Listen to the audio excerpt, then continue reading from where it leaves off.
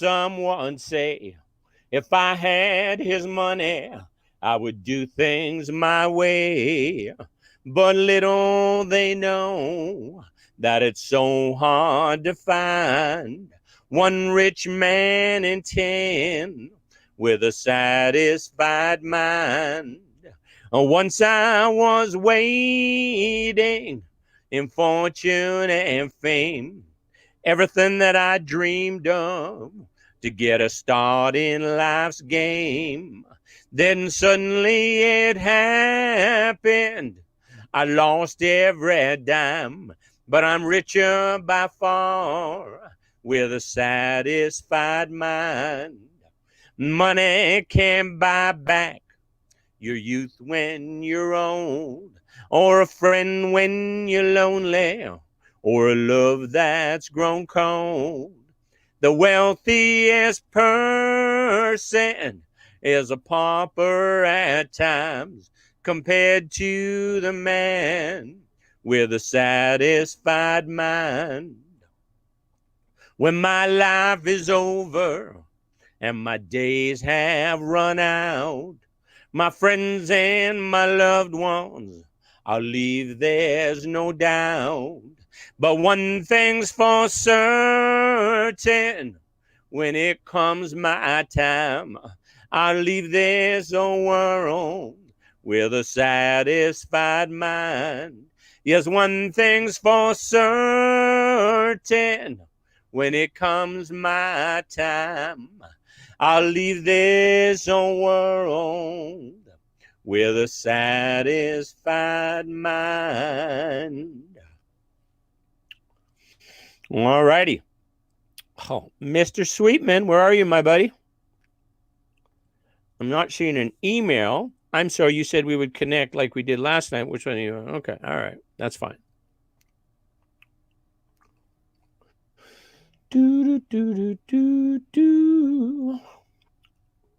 All right. Well, Scott Sweetman, I think you're probably watching. So check your Facebook Messenger. You should have a link there. I have sent to your email. It should be there. I'm not sure when. So keep looking for it and you'll find it. In the meantime, I'm going to sing another song. Let's do that. How about, what would be a good song to sing? How about a little Proud Mary? That should be fun, right? Oh, use my headphones. Rolling, rolling, rolling on the river. Rolling, rolling, rolling on the river. Listen to the story now. Left a good job in the city, working for the man every night and day. And I never lost 1 minute of sleeping, worrying about the way things might have been. Big wheels keep on turning, Proud Mary keep on burning. Rolling, rolling, rolling on the river. If you come down to the river, Lord, you're gonna find some people who live. You don't have to worry if you had no money. People on the river are happy to give. Big wheel keep on turning, Proud Mary keep on burning. Rolling, rolling, rolling on the river. Rolling, rolling, rolling on the river. Cleaned a lot of plates in Memphis, pumped a lot of paint down in New Orleans. But I never saw the good side of a city till I hitched a ride on a riverboat queen. Big wheels keep on turning, Proud Mary keep on burning. Rolling, rolling, rolling on the river. Rolling, rolling, rolling on the river. How about this song? It was popular on ATB television commercials a few years ago.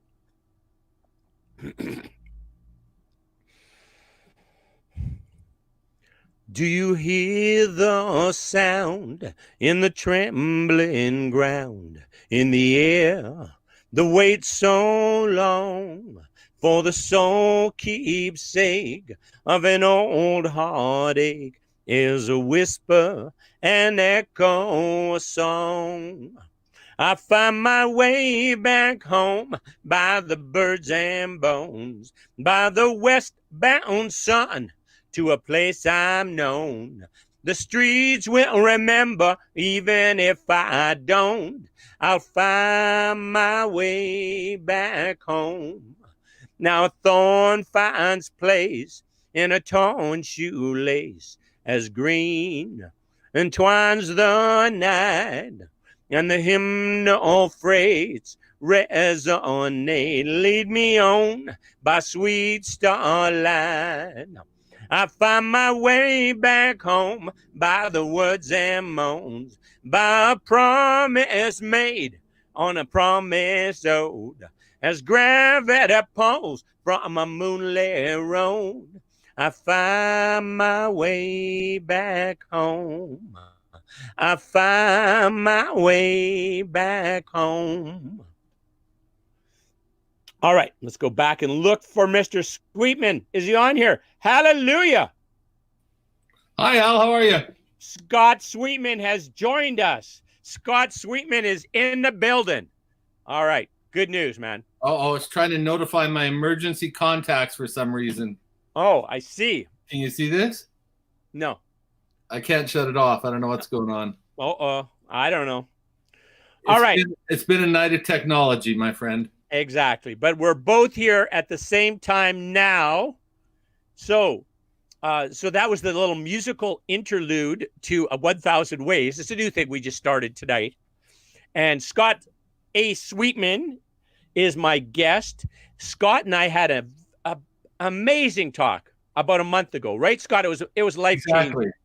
It was brilliant, but unfortunately the audio was not good. So nobody the greatest interview that doesn't exist. Exactly. So we're going to give this another go. I hope it's close to as brilliant as we were last time. What do you think, Scott? I'm hoping, buddy. I hope so. I'm still trying to clear the emergency on my phone because it's notifying everyone in my emergency list that I'm having some kind of an emergency here. You know what? I'll tell you what. You do that. I'm going to sing a song while you get that shit figured out. How's that? Okay, it'll take me a minute here. I just have to notify them. I don't want an ambulance showing up at my house. No, we do not want that. We do not want that. I got it, I think. All right. Well, while you're trying to get it, you're going to hear a little bit of Rock Island Line. Excellent. Now, this is the story of the Rock Island Line. The Rock Island Line, she runs down into New Orleans. There's a big toll gate down there. And, you know, if you got certain things on board, well, you don't got to pay the man no toll. Well, the train driver, he pulled up to the toll gate.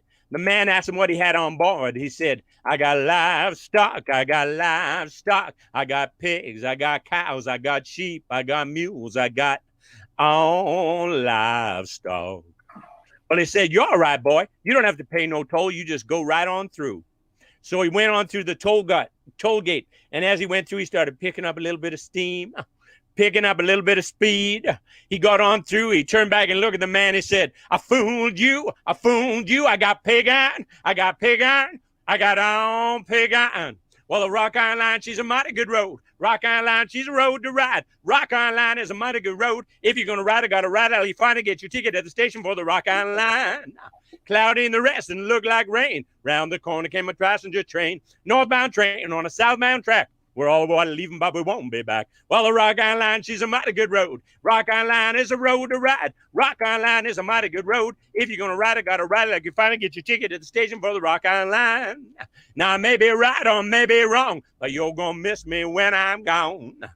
Well, the engineer said before he died, there were 2 more drinks that he'd like to try. The doctor said, what could they be? A hot cup of coffee and a cold glass of tea. Well, the Rock Island Line, she's a mighty good road. Rock Island Line, she's a road to ride. Rock Island Line is a mighty good road. If you're going to ride it, got to ride like you finally get your ticket at the station for the Rock Island Line. Good job. Nice. Have you got the alert stopped? Are we safe from catastrophe? Paramedics, yeah. Okay. I hope so. Technology. Wow. We've called off the EMS. We're both safe in our homes. Okay. So let us good. Let us have a nice chat. For those of you who don't know Scott Sweetman, he is a very, very good communicator, and he thinks well, and he's very community oriented, making this community a better place. He's very smart about social media and getting messaging right so people understand it and feel what would you call it? Encouraged by the messaging. You're a very positive writing style to your work, Mr. Coming Sweetman. from you, Al, that's an amazing compliment. Thanks, Oh, buddy. well, thank you so much. You're the master. Now, I can tell you as well, Scott and his family had a school in Japan. And it was very cool because they made the curriculum for what the students need when they went back to their home country, which was quite a unique offering, right? It was the only school that did that, actually. And it came about when we had our own children. And as Canadians living in Japan, in Nagoya specifically, we ran into other foreign nationals and people that knew that they were going to be moving to another country. And at times these were Japanese families that knew that they were going to be relocated. If they were working for Toyota, for example, their family might be relocated to the US. Traditionally, the wife and children would be left behind because usually the men are the ones that are sent to travel. But as all countries are changing, a lot of executives really want to be with their family. They had kids to be with them, just like everywhere else in the world. So they wanted to take their kids with them when they were being transferred. So they wanted to fit into the school system there. And so Fleur, who's an expert on curriculum development, that was one of her focuses in her undergraduate and master degree, came up with a program where we taught individualized programs to each child, which in our system here, we do have individual education plans for children, but not for every child in every situation, with their own specified goals for the outcomes they need to achieve where they're headed next. Whoa, wait a minute. Let me just clarify this. So we had Ling from China, who was one of your students. Yep. So you would have, and Ling is in grade 7, let's pretend. So then you would have a curriculum specifically for Ling that when she went back, then she would just kind of seamlessly get back into her studies in China. That's right. And so we would work with the parents, we would work with the embassies, we'd work with, obviously we don't speak Chinese. We had a great family come from Holland, and the older boy was going to take a test to decide whether he could go to university or whether he could go to trade school. And we couldn't handle his language requirement in-house. We had a French teacher, an English teacher, a Japanese teacher, taught Spanish as an extra. But we worked with the family, and the dad was a professor, and he felt confident teaching the language. So our curriculum included the goals that he needed for his language development, which were taught by his father and checked for the school. We handled math, social studies, etc. for his curriculum. So we were very successful with people who knew that they were going to be moving to another country or another area where the curriculum was very different.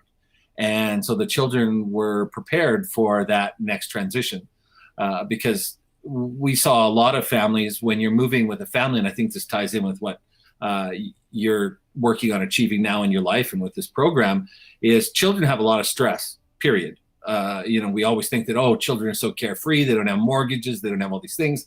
But as you know, children have a tremendous amount of pressure from the world around them, from growing their own bodies, etc.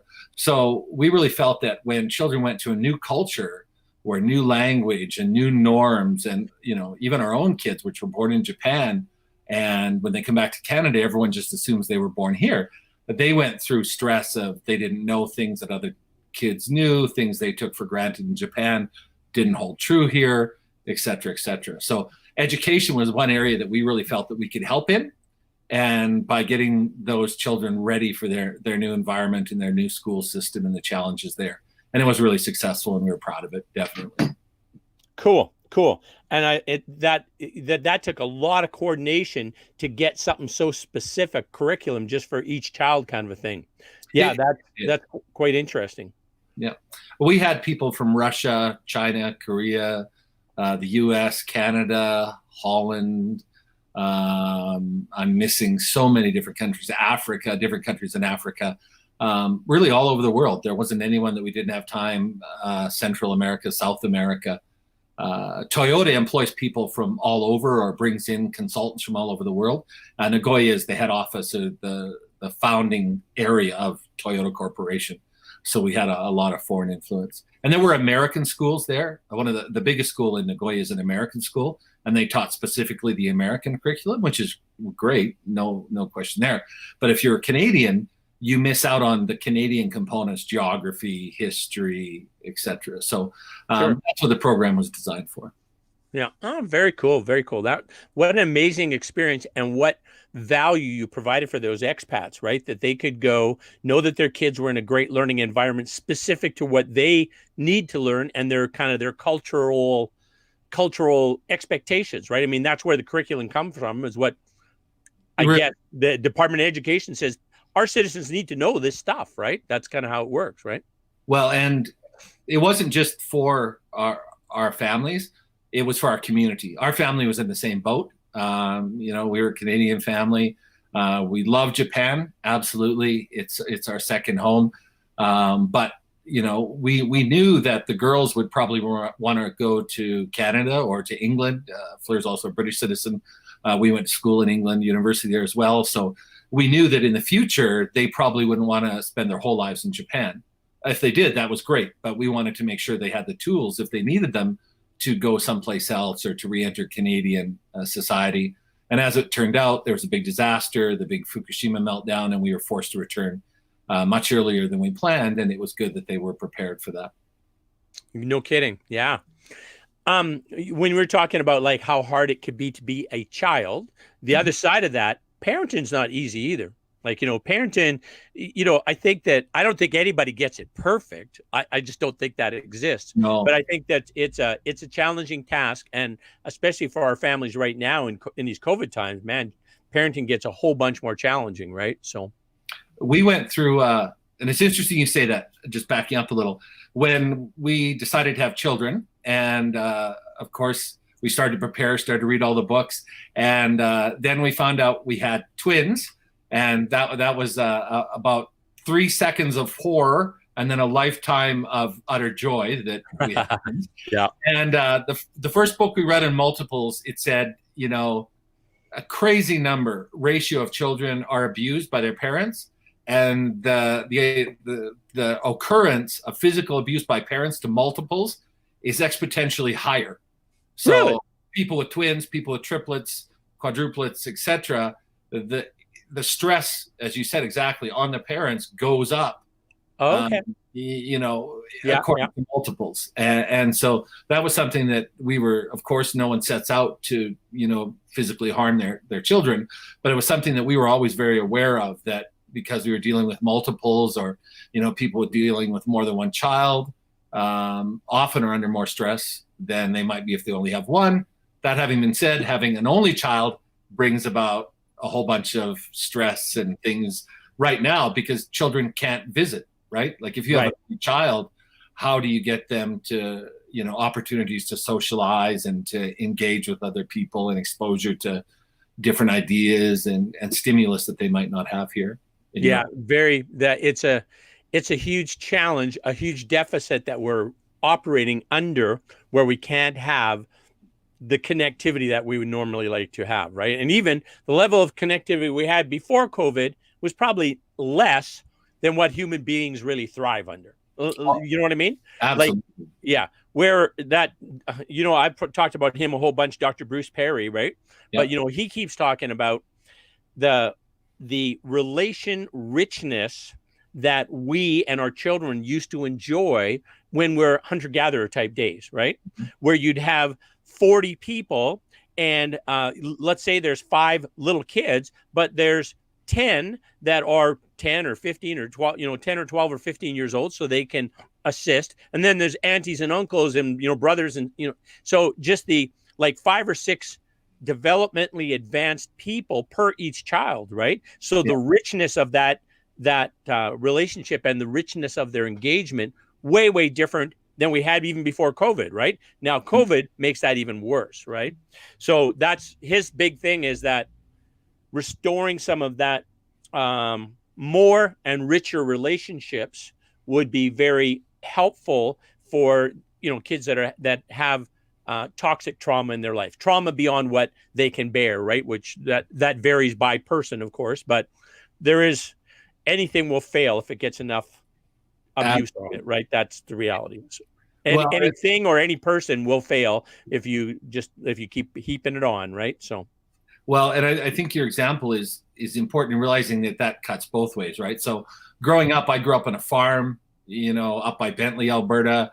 We were we raised horses, and we had mixed farming, and our doors were always open. We had cousins and aunts and uncles and neighbors going. I just grew up assuming that anyone that walked in the door was friend. Sure. Yeah. I didn't have a sense of somebody who walked in our house was ever foe, ever. Right. So those people, you trusted them, and if they said, "Oh, we're going here, we're going there," you just jumped in the truck and you went with them, and there was really that sense of community.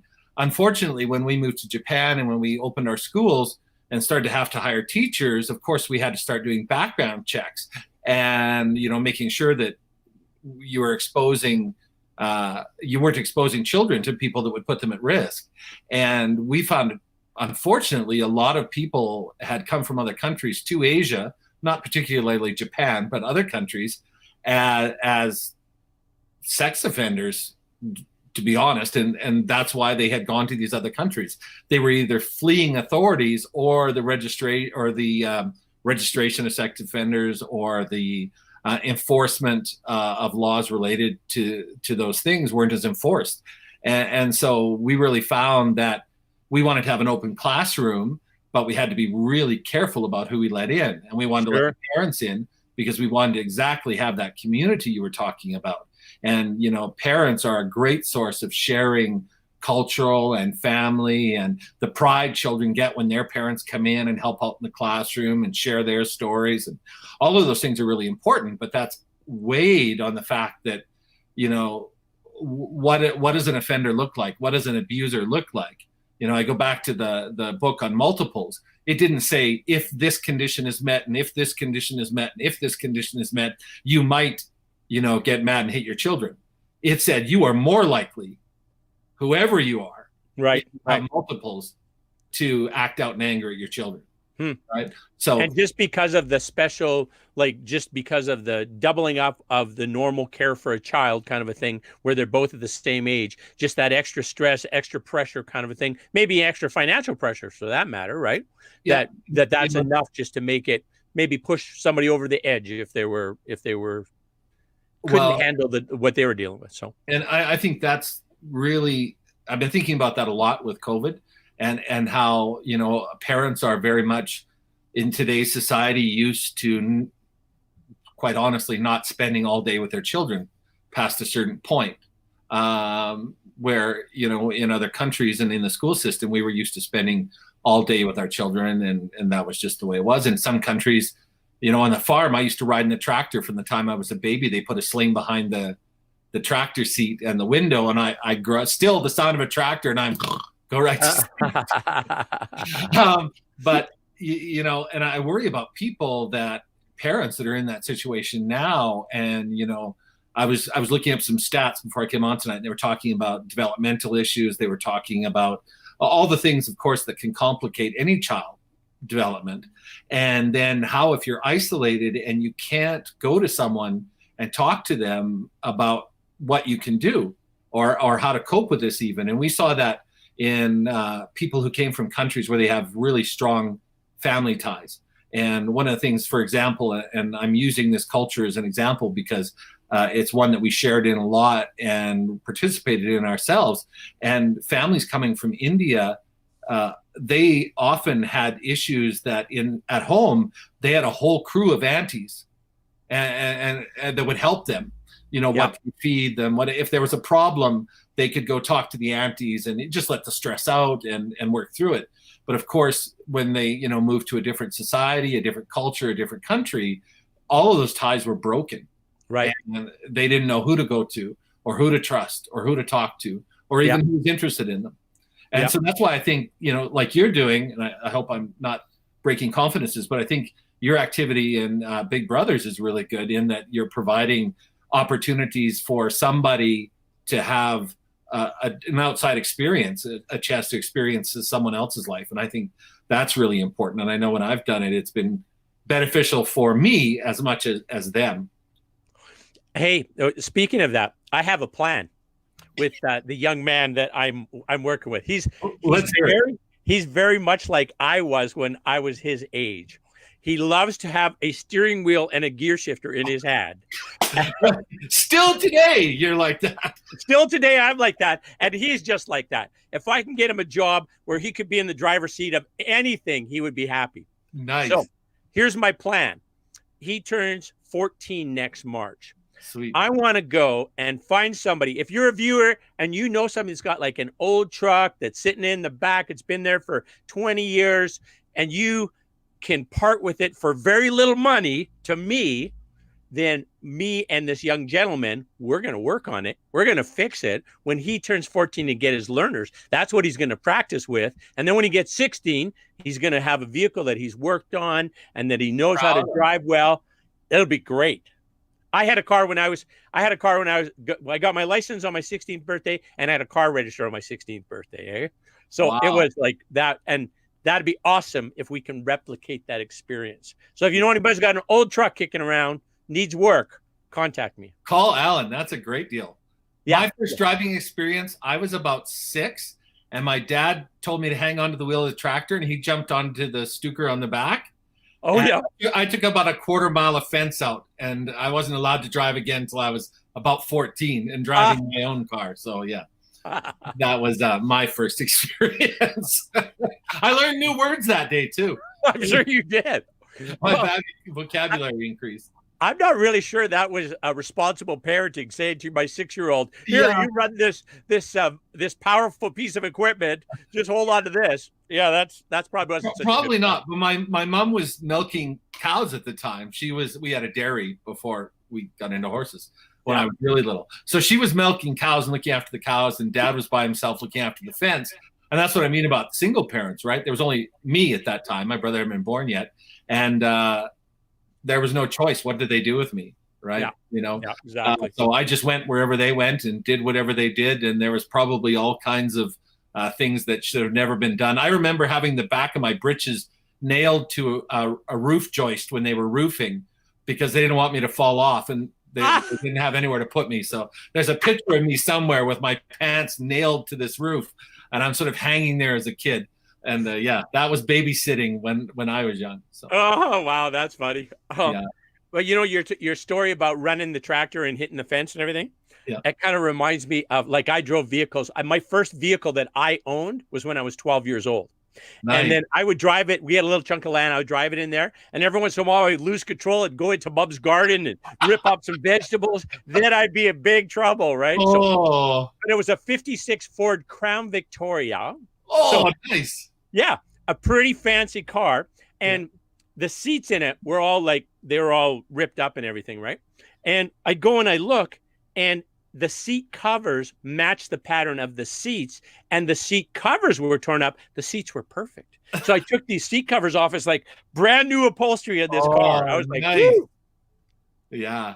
I knew an old guy that always put like 3 sets of floor mats on his cars and sort of newspaper under the seats. And then when he went to take them in and trade them in, he would take all that out and the carpet underneath would be new. And he was convinced that because the carpet looked new, he got an extra $500 or $600 on the trade-in. Oh, is that right? Yeah. Who knows? But yeah, that's great. Although he's driving the car around with cardboard, it's probably not the best driving experience. He's kind of all the beauty of this car that somebody crafted. He's just like, I'm going to cover that shit up so I don't get it dirty, right? That don't make sense. No. But going back to what you're saying, it's interesting. It would be interesting to sit down with parents that are sort of new parents. I guess you're never sort of a new parent. You're always a new parent. Every year the girls grow older. I think that I'm new at this and I don't know anything about it. And they're adults now, so I should have figured it all out by now because they're doing their own thing. But how, especially with COVID and everything's going on now, how do parents get those life enriching experiences to their children? And we all as you said, we're involved in social media and those things. And I've been watching all the fervor about the province and what they're doing, and it's not enough, it's too much, and it's a scandal, and it's the right thing to do. And as the parents argue about all these things, adults argue about all these really important things, the economy and all of these things. I just wonder about little people and what little people are experiencing in this situation. We went through H1N1 in Japan. We were in Japan when that pandemic hit, and there were deaths in the schools. Unfortunately, one of the students in our school lost a younger brother to H1N1. He was fine in the morning, and he passed away that evening. And that was extremely difficult for our community. It was the first time that I'd ever experienced the death of a child, that I was connected to and had loved and cared about, and all of those things. Wow. And often, we see on TV these really horrible pictures of children and they're starving to death, and we all, we hopefully feel bad about those things, but the context isn't there and all of that. But when it actually happens, and people around us, and they were shutting schools, and quite similar to what's happening now, but the healthcare system did become overwhelmed there, as it did in other countries. And so they told us all to stop coming to the hospital, stop getting tested. And if you got COVID, to write it out, or not COVID, sorry, if you got H1N1, write it out in your own home. If there was a death in the family, you were to call the government, let them know, and they would arrange for pickup of the body. But that was it. So I remember us all sitting around at home, our family, looking at each other, and every time anyone coughed or anyone, had a little bit of a temperature, and with kids, as you know, they cough all the time. They have temperatures and runny noses. They're in and out of things, and your heart's sort of in your throat, and you don't really care what all the experts are saying. All you really care about is, please God, let my children survive this. Yeah. And I know there has to be people going through that right now. I mean, I pray that my children survive all of this every day. And as I said, they're adults. But I think there's a lot of stress in our communities. I think that a lot of people are dealing with the stress, and this is a new stress, the overabundance of information that we can access that's available to us and is shoved in our face every day, presents us with a lot of stress that people in other generations didn't have to deal with. And in many ways, we're fortunate. You and I love taking online classes. We can log in and take classes all over the world and do so, and that's fantastic. It's a great time to be alive. But then we sit here, and I'm looking at my daughter's faces when they're watching the evening news, and they're watching all these horrible things happening all over the world, and riots and the pandemic. And I just wonder, is that helping us in a time like this? I agree. What becomes your sense of hope for the future if that's what you see today, right? Like we're going to get through this, but right now, I don't watch any of the news at all. And the reason I don't is, one, I know Corolla's going to hit the highlights and she's going to share them with me anyways. But the other thing is that what can you do? Wear face covers, alcohol, sanitize your hands, and try and minimize your contact with other people. And if you're sick, don't leave your house, right? So if you know those basics, and those are the basics that have been in place since March, right? I mean, the parameters change, but the basics are still the same. Wear a face cover, wear gloves, or sanitize lots. And that's basically, that's the same rules, right? And then, of course, the distancing, but there's got to, there's some leeway with that. I mean, you and I are doing the totally safe way here today. Hey, one thing I wanted to tell you, Scott, I thought of you the other day for this reason. Through your guidance, let me back up. I was instructing and have instructed children in firearm safety, young people in firearm safety for, 30 years or something like that. So I've been doing it for a long time. And my process was pretty simple. I would show up at a time, tell the kids that I was there, they'd show up, and then I'd try and look after them. And if 20 kids came, I was pooch. There's no way I could pull it off. If 2 kids came, it was perfect. But anyway, so I didn't really have any structure. I was just doing it. Scott Sweetman comes along and says, "Oh, Alan, Alan, that you're not doing this right, buddy. To do this properly, you have to have a team, and you have to have. So, anyways, he created the safe shooting team. He created the STP. He organized these kids and had them all looking sharp, same uniforms, same skills and drills that they got. And these kids have traveled all over the place, and everywhere they go, people say, "Whose kids are those?" Because they're freaking amazing, right? That's what happens. Well, actually, the way it happened is the kids came to me and said, "Can we do this?" And I said, "Well, only Alan can make this happen." And I came to you and said, "Alan, can we do this?" And you made it happen. But yeah, that's how I saw it. But all right. Well, I thank you for that. But I kind of got us sidetracked. The point I was trying to make is through that process, I met some lovely young people. Katrina and Sabrina, your daughters being 2, they're amazing young people, and they're awesome. And there's so many others that I've met as well. Like if I start listening, I'm going to miss some of them, right? But really, really good kids are good young adults now. Yeah. One thing that I saw the other day from our friend Naomi, which you will recall was a peer with the girls, or is peer with the girls, is she had a post. She works at Save On, if I recall correctly. And she had a post that just says, "Hey, these are tough times. If you don't have groceries for your fridge, PM me, and they'll end up on your porch. I don't want to talk about it. They're just going to end up on your porch."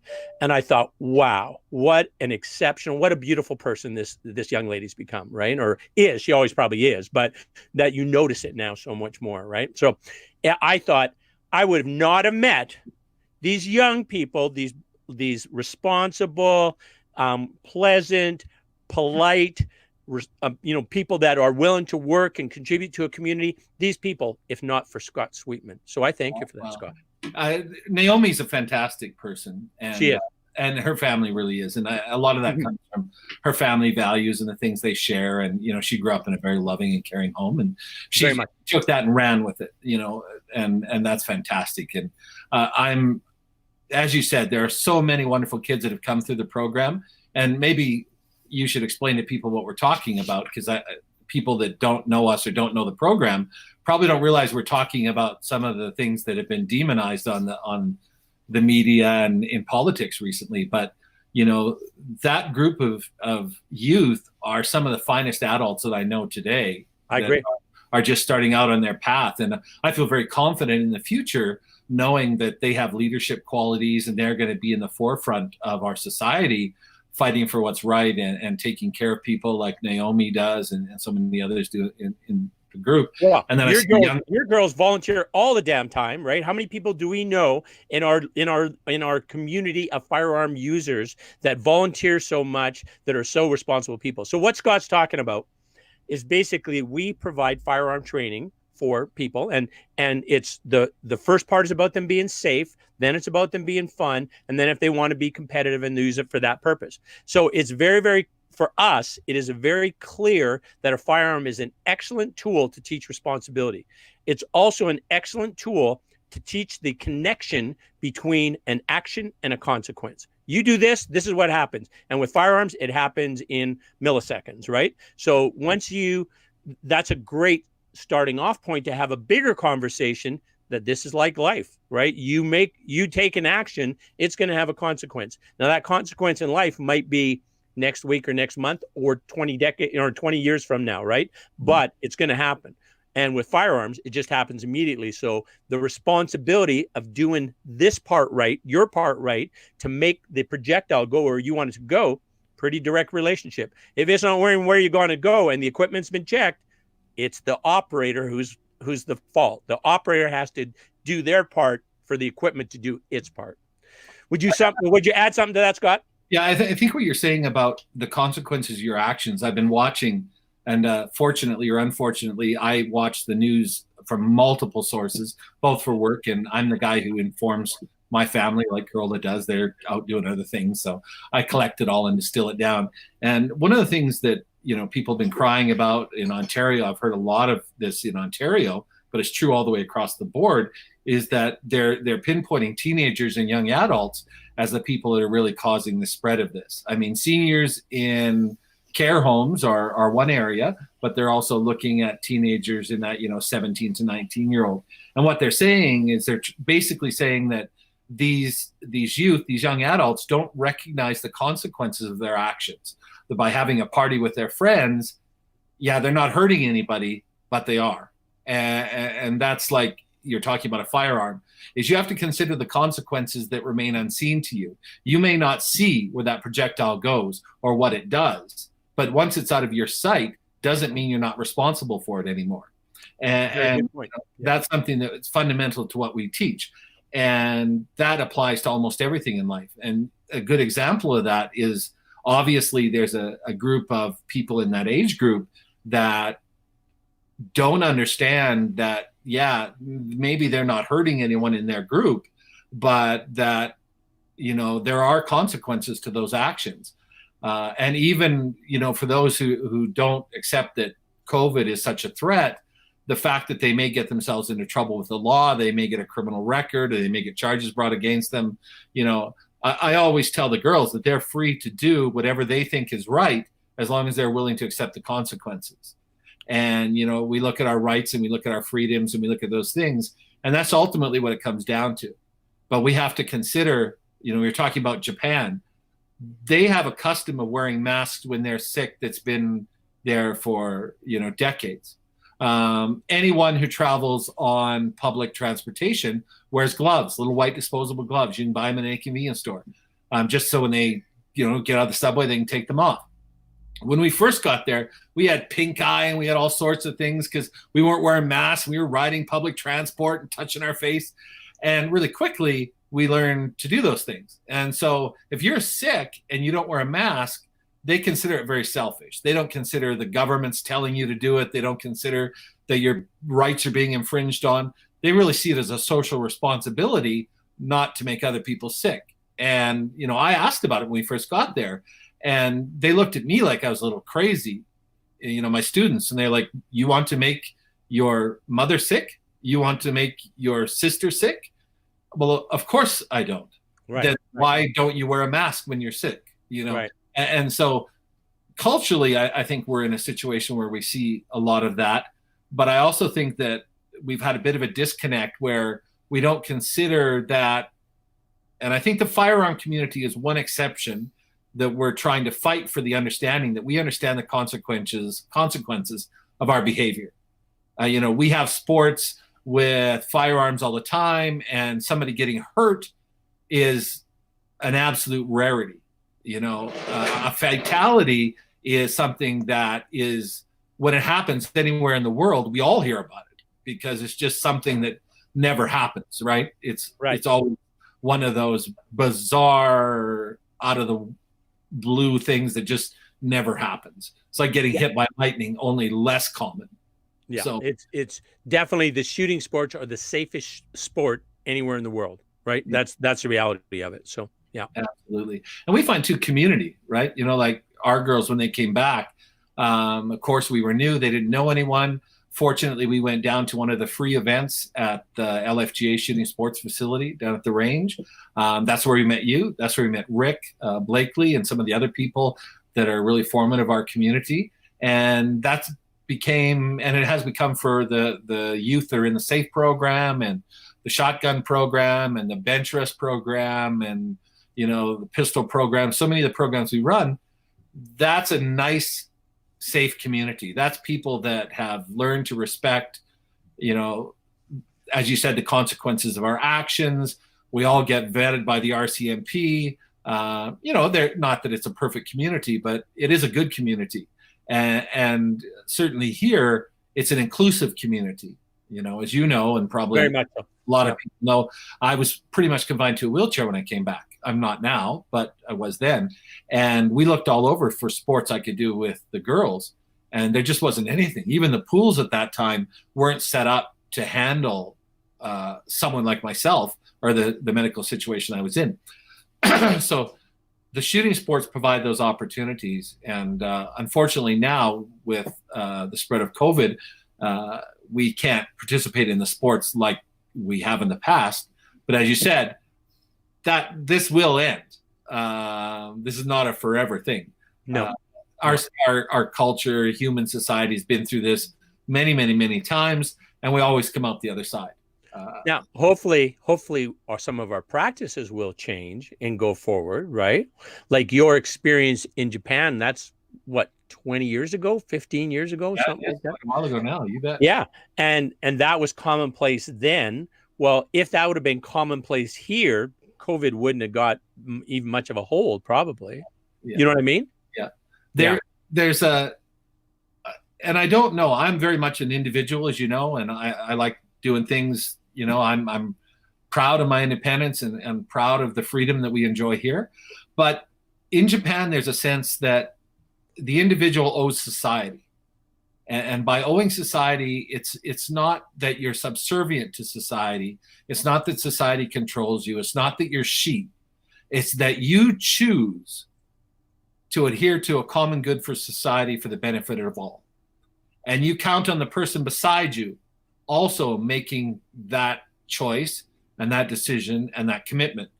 And I think sometimes we get really focused on freedom and don't understand that one of the greatest expressions of freedom is to help out other people, that you are free to give your time and energy, your care, your feelings to other people. And so freedom is not all about doing what I want to do, when I want to do it, how I want to do it, where I want to do it. It's about being free to make choices, in my opinion. And I'm not looking, to get us in a flame war about what freedom is. But I've been in cultures where freedom is defined that way. And people make very, what they consider honorable choices to put aside their own individual needs or wants for what's better for society. And I know that there's people in our society that do that, and I know that it's widespread. But I think that we could all remember in this time of crisis, and I always think about it when I read somebody who doesn't wear a mask and they get in a fight in a store. Whether you think it helps or not, do you really want to antagonize somebody who might be scared of getting sick? As you know, I spent 4 months in coma because of a bug I got from one of our students. Right. So yeah, it scares us. We wear masks. Yeah. If my daughter saw me going without a mask, it would scare them for a real reason. Sure. Yeah. And I think that that's what we need to consider. And I assume when somebody else does something that I don't think is perhaps necessary, I assume that's necessary to them. And if it's not hurting me, then I have the freedom to accept that it's necessary for them. That makes sense. Sure. That's so long as it's not impacting anybody else negatively. In your case, you negatively, do whatever you want to do, kind of a thing, right? So yeah, exactly. And I think that's again where the firearm community comes in, is that we suffer a lot of bad press, we suffer a lot of negative propaganda about who we are and what we do that completely misrepresents us as a community. And we see that happening too in this COVID situation we find ourselves in, is that the media is always looking for the mass media is always looking for the next hot story. What's sensational now? Who can we turn to now? And I think we all need to just take a look at what's best for the people we care about, and what can we do to protect those people and help them get through this. And as you've identified and the show has identified, is that there's people in our community that may have the freedom but not the means to take care of themselves right now. Right. And if we do, then we're obligated to help them with that as a freedom of choice. Right. And I think is the ultimate power of freedom is to make the choice. I won't go as far as to sacrifice for others, even though that's part of my own belief. And that has to be controlled. I know you can go too far, but I think that, as you do, you're out there, and Corolla, supports you and puts up with it, and you with her horses, and you guys are a great couple. But you guys give so much to the community, and it's a choice you make, right? In other systems, you wouldn't have that freedom to make that choice. True. Yeah, very true. I heard there's two tidbits I want to share with you just from this week. Excellent. Dr. Peter Kellett is a U of L prof that I met earlier, I guess last week. And one of the things he said that really caught my attention is that, oh shit, what's it called now again? Your privilege. Yeah. Privilege is invisible to those who have it. And I thought about it, and I think that makes really good sense, right? If you don't realize it, like as it comes to privilege, I'm like top of the heap, right? But I don't recognize what that means in relation to other people's experience, right? To them being dismissed or them being, chosen against because of gender, how they look, their color, their sexual orientation, whatever those things are. I'm always or almost always treated very, nicely and respectfully and that kind of thing, except for my friends who want to abuse me a little bit, of course. But that's fair. That should happen, right? So but you don't see it what other people's lack in terms of that, how they are treated from other people, right? So privilege is invisible. The other thing was Eckhart Tolle. He was talking about news and about watching the news.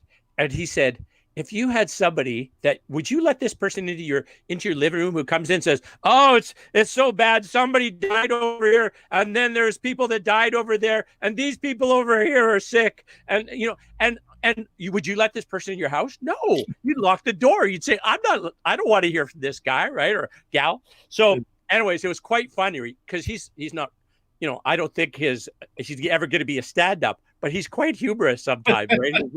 He's got a very dry humor, and then he has this little chuckle that makes you laugh. Yeah, he's interesting fellow.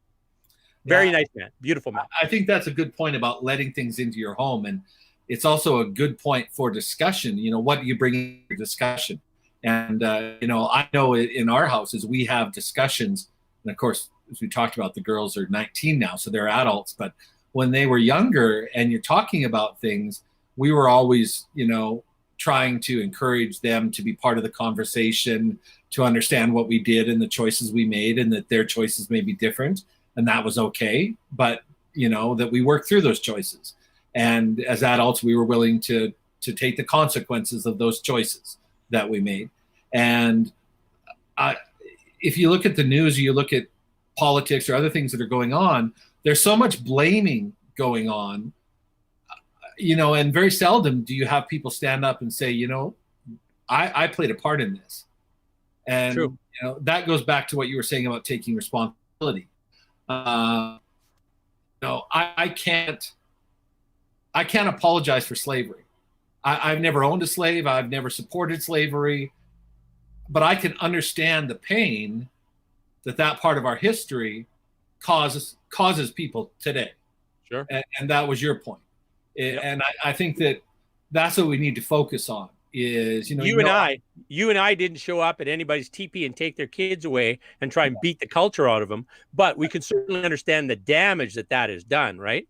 I mean, that was when the first person told me about residential schools and what we as Canadians did. I said, no, that you don't understand. That can't be true. And then later I just, and it went on for like 100 years, right? That's just incredible. Well, and there is a historian by education. One of the things that we have to look at, but not condone, and that's an argument that I find myself having to repeat often, is I can understand in the cultural context of the time why somebody at the turn of the century who genuinely believed that anyone who didn't follow this particular set of rules and behaviors and ethos was going to go to hell, which was the worst thing they could imagine happening to anyone, and absolutely, people that molested children and did these horrible things. I'm not making excuses for them, but you can understand historically some of the views that were held then shouldn't be held today because we have different information, and not necessarily about religion or belief. Many of those things are personal, but in terms of the freedom of others and the rights of others to choose and make mistakes or do what's best for them without making that decision for them. So as our context changes, yes, it's important to know the past, but we shouldn't be held by the past. No, very true. Yeah. That old saying about, do you hold nostalgia or are you held by nostalgia? Right. That's not the terminology I'd like to use with resident schools, but it applies to so many different things. Right. And the blame doesn't matter.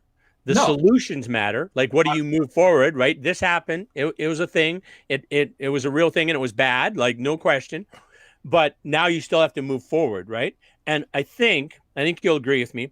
A lot of the, well, not a lot, all of the times when humans treat other humans bad, or abuse them, or rape them, or beat them, or kill them, it's because they see them as less than somehow, right? Less than them because of their color, less than them because of their gender, less than them because of their sexual preference, less than them because of they believe this God and my God is the right God, and this God, I can kill this guy because he believes in the wrong God, right? Or that kind of a thing. And it's just so bizarre, those small differences in human beings, that we make these huge distinctions that then, we can't have a connection, a relationship, accept, like, as you were saying, somebody else who does things different, maybe you don't agree, but if it doesn't harm you, it doesn't harm anybody else, and it's their belief, let them have it, right? That's totally fine. It doesn't harm.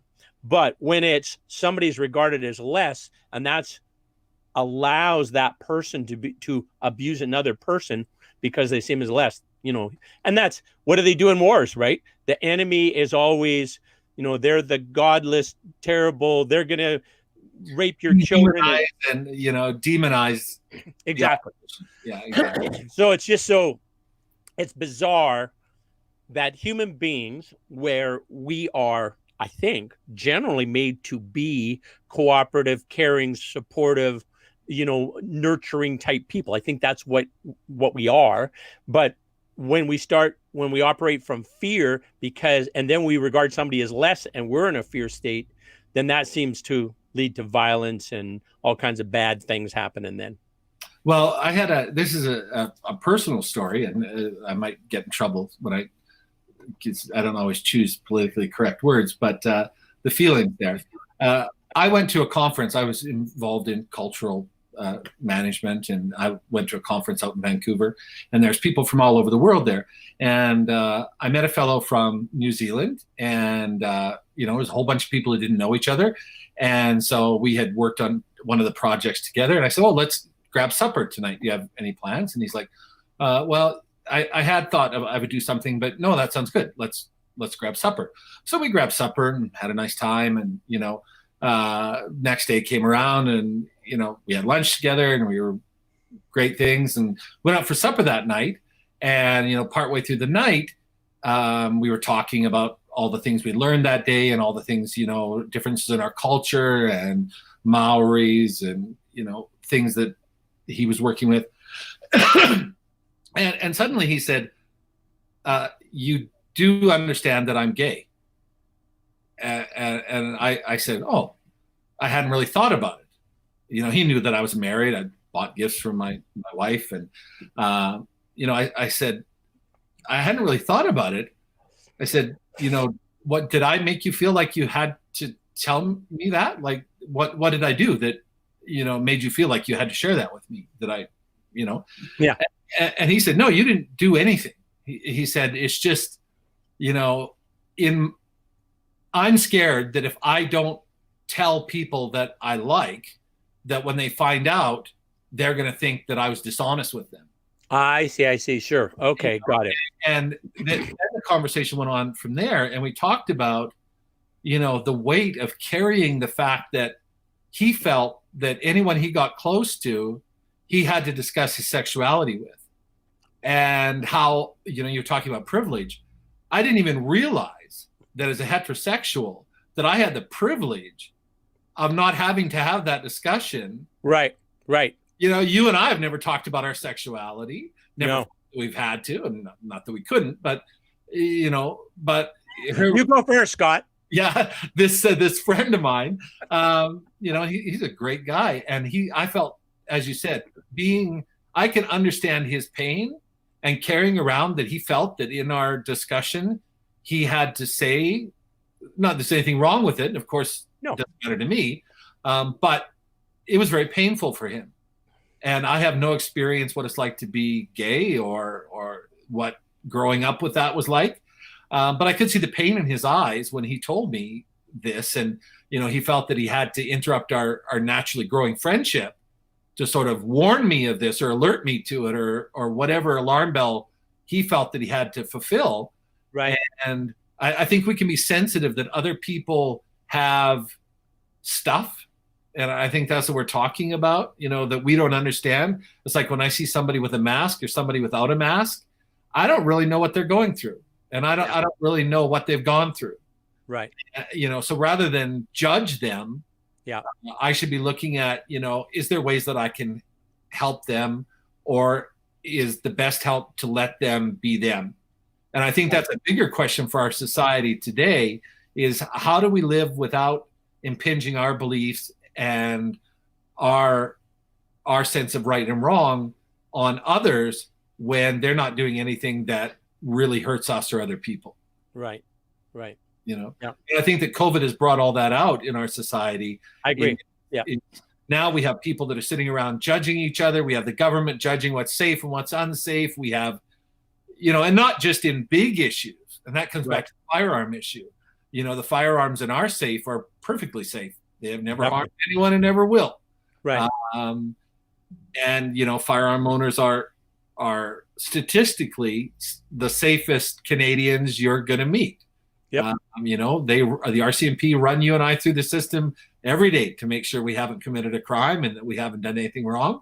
Yep. And but you look at how we're judged, and sometimes the things that are put out there by anti-gun groups are so offensive to me. I almost feel ashamed, for that brief second that I'm a firearms owner. Yep. When they're talking about child killers and, all of these things, that it's just, a death in the waiting. And, the one and only time I've experienced the death of a child, I never want to go through that ever again. No, I've never experienced it, but I'm sure I would not. That would be horrendous. No, I get that. Yeah. And it's just so bizarre that you and I, as firearm owners and responsible ones, and that have done all the vetting and comply with the law, we're no threat at all to the Canadian citizens who do not have firearms. No threat whatsoever. Zero. But what happens is, of course, the people who are using firearms for criminal purposes as weapons, we use them as equipment, they use them as weapons, but the people that are using those as weapons and for criminal intent, they're difficult. They're difficult to catch. They're difficult to, those are big, people get scared chasing them, right? Because they shoot back and they do all kinds of things that are out of accord with our society. We don't, so we're the easy target. So we're not in any way a threat, but the federal government looks at it to say, there's a problem here. We can't go after these guys, the criminals, they're too tough to reach. But all these legitimate people will tell them, and they're going to do what we tell them to do because they follow the laws. They're good Canadian citizens, right? So we get more and more abuse just because others, the whatever it is, the 0.5% of our citizens who are criminals, then because they use that piece of equipment, all of a sudden it's our problem, right? So, yeah, it's very sad.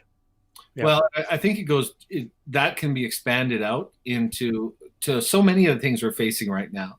And I watch on TV and I look at the Black Lives Matter and all of the riots that have been occurring in the States, and the other sides and the groups and the white supremacists and everything that's been tied into that, and that we get bombarded with continually. And as you know, and people that have met me in public, when I came back from Japan, I was incredibly obese. Now we found out that occurred after I was in coma for 4 months. Over the last year, we found out that that's likely due to damage to my pituitary gland when I was in the coma, and the results of that sickness. And for a while there, fortunately now I'm regaining my health and my weight and things. I'm being treated for that, and I'm getting back to normal. But I had people come up to me, I was in my wheelchair, and I had my young daughters with me, and they were like 12 and 12, twins. And, they would come up to me, and people would say to me, people I didn't know would come up to me in Safeway and say, you fat SOB, why don't you get off your backside and stop eating pizzas and do something for your kids? Wow. Well, I home educated my daughters, and, they're one of the things I live for, that to me, and to, force that on my daughters to hear that. And what does that do for anyone. No kidding. Like, how does, obviously it was intentionally made to hurt you. And also, of course, your daughter's hearing that to hurt them. And so how does that, the person who uttered those words, how does that in any way make life better for them? Like, how does their life get better because they insulted or tried to demean you, right? How? Like, I don't understand that, right? So.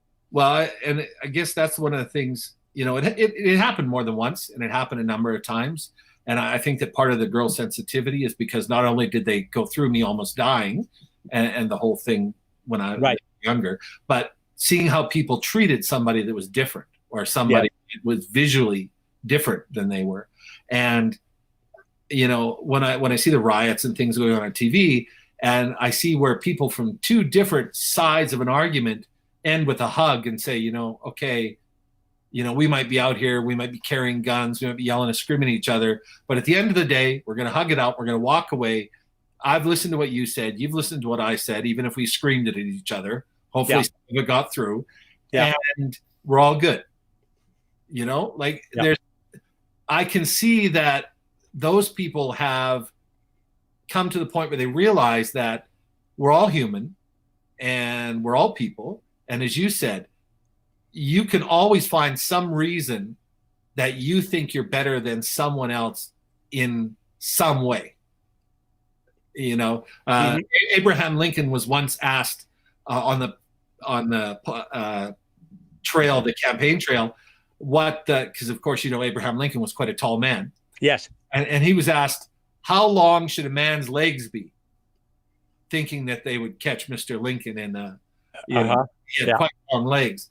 And his answer, very stoically, grabbing his lapels, according to the reporters were there, was, a man's legs should be long enough to reach the ground. Nice. Good one. And I think that answer is a brilliant one for our times. Yeah, right? Good one. And we can look at all the injustice and all the things that have gone on in the past. We can look what's happening now. But it really comes down to, you know, are we making sure our legs touch the ground? Yeah. And, you know, on the same vein, I just want to interject one thing, because so the person who made those insulting negative comments towards you, so there was some way, somehow, that they felt that they were superior to you, or maybe not, maybe it was the other way, and to build themselves up, they had to say those words, right? But I think a lot of that speaks about where they're at, right? Like, you know, and if there was a way that we could all kind of regard ourselves as the best possible version of ourselves today, Amen, then we don't need to put anybody else down for us to be valued in our own world, right? And I think I shared this with you. I'm in love with this thing. I am and aspire to be my favorite human being. Nice. And so for me, it's a choice. I choose that I am my favorite human being. That's not a judgment. That's not saying I'm better than Scott Sweetman or I'm better than Jesse Parmer, or that's just saying I am my best version of myself today. I'm happy with that. That's great. And the aspire to be part is the aspirational thing, right? What things could I do to be an even better version? What can I learn? If everybody does the best they can with what they have and what they know, so what can I know different tomorrow that'll make me a better person tomorrow, right? Or that I just love this. You know, I don't even know if it's mine. I'm kind of touting it as mine, but I have no idea. We'll give it to you. I have no idea where it really came from, but I'm thinking it was my idea. I Googled it. I couldn't find anybody else who came up with it, so I think that's it. By the way, Jesse is okay. Jesse, let us close down. Scott, don't go nowhere. Jesse from Jess FM, let us close down this broadcast, please. Scott and I are going to keep talking, but you go ahead, and I realize you got another show you got to go to. You go do that. Totally fine. We're fine. If anybody wants to see the rest of this, they'll be able to find it on YouTube, is where they'll find YouTube. Alan Friesen on YouTube is where they'll find the whole version. Okay, Jesse, carry on bravely, my friend. I appreciate you, Jesse Parmar. Thanks, all right. Jesse.